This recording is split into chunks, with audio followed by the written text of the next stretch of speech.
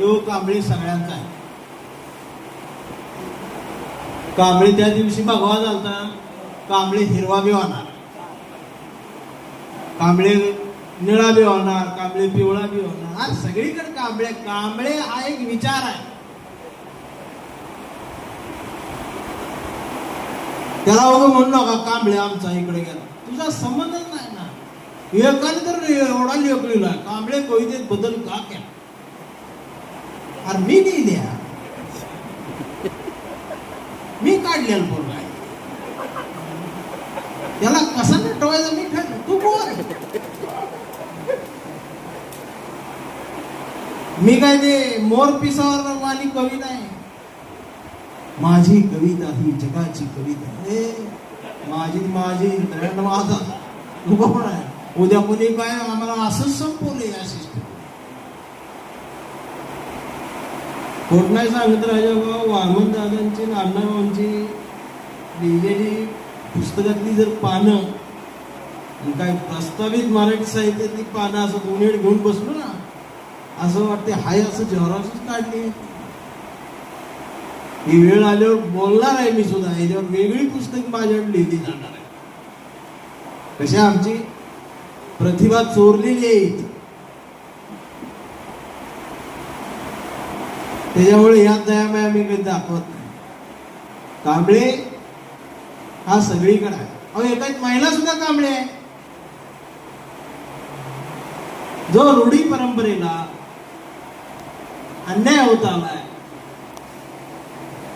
तिथं कांबळेच आहे.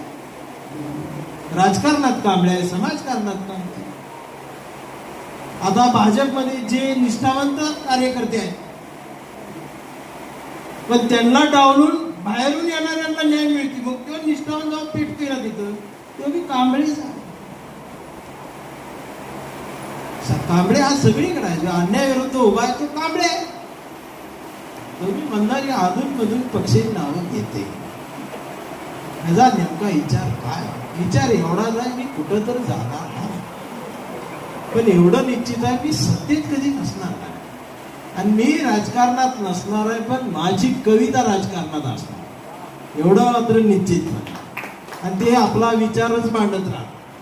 त्याच्यामुळं कुणाला राग आला तर सरळ फोन मला करायला आणि सांगाय तुला हाणायला आहे, मी इथून मार, मी चाललो. त्याच्या पलीकडे तुम्ही काय माझं करू शकत नाही, आणि तुम्ही काय करणार गेलं हे बी मला माहिती. कविता आहे आमचा कांबळे.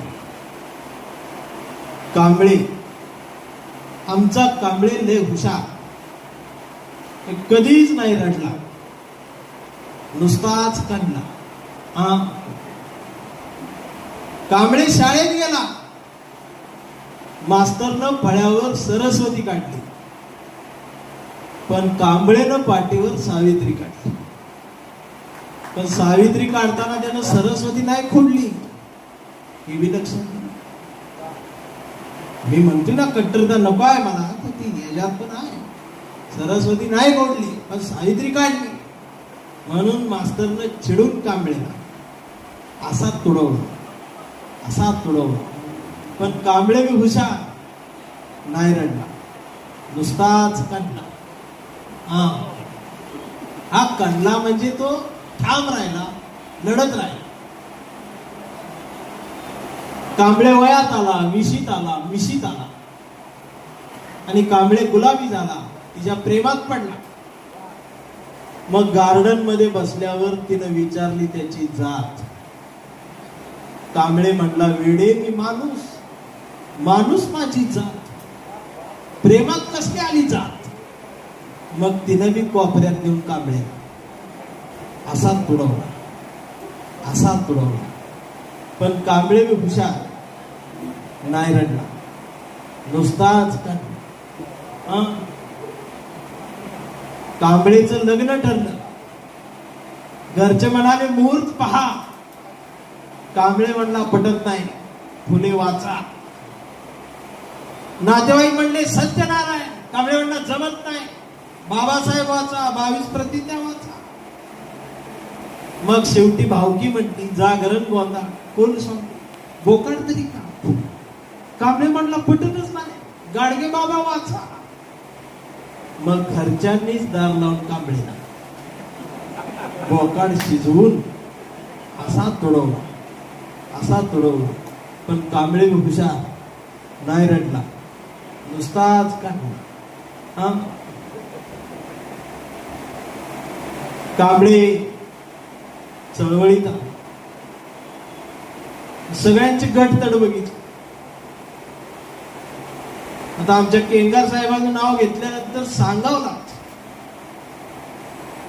उपाध्यक्ष RPI आठवले गट, RPIचे उपाध्यक्ष एवढंच पाहिजे ना. पण कंसातलंय काय कंसातलंच महत्वाचं झाले, मेन राहिले बाजूलाच. कांबळे वाईट वाटलं, सगळे गट तट. कांबळे सर्वांना म्हटला, सगळ्यांनी एकत्रित द्या. चळवळ समजून घ्या, बहुजन एकत्रित. दिवसभर बोंबलत राहिला. मग संध्याकाळी सगळे एकत्रित आले वैतागून, आणि एकत्रित येऊन आपल्याच लोकांनी, आपल्याच कांबळेला असाच तुडवला. मग याला कळलं की तुडवायलाच एकत्रित आले. पण कांबळे नाही रडला, नुसताच काढला. कांबळेचा मुलगा आता मोबाईलवर येणार. रील बघत बघत कांबळेच्या मुलाने विचारलं, डॅडा फुले शाहू आंबेडकर कोण डॅडा? ही संविधान काय भानगड डॅडा? आणि छत्रपती शिवाजी महाराज खरंच जन्माला आले होते डॅडा? आता मात्र कांबळे पिरला. म्हणला गावभर पिरलं आणि घरातच नाही उगवलं. मग त्यानं दार लावून पोरालाच असा तुडवला. पण चिरंजीव कांबळे बी डबल हुशार, तो 2दा काढला.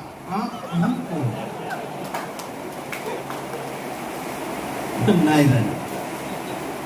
आणि आता कांबळे वेडा झालाय. कांबळेला व्यवस्थेने वेड ठरवलंय. कांबळेला शेजाऱ्यानं, गावानं, सिस्टीमनं वेड ठरवलं. कांबळे वेड्यासारखा भारतीय म्हणतोय, कांबळे वेड्यासारखा मानवता म्हणतोय, कांबळे वेड्यासारखा शिवराय भीमराय सांगतोय, कांबळे वेड्यासारखं माती म्हणतोय, देश म्हणतोय, अखंडता म्हणतोय, विविधतेने नटलेल्या परंपरा म्हणतोय. वेड्यासारखं कांबळे काही ना काहीतरी बडबडतोय. पण इथली व्यवस्थेचे डॉक्टर सुद्धा कांबळेला श्वास देऊन तुडवतात. पण कांबळे नाही रडत, तो नुसताच कच. हा कांबळे जोपर्यंत जिवंत आहे तोपर्यंत पॅन्थर जिवंत आहे, बाबासाहेब जिवंत आहे, भारतीय जिवंत आहे, आणि हा देश आणि इथला हुंदका जिवंत राहणार.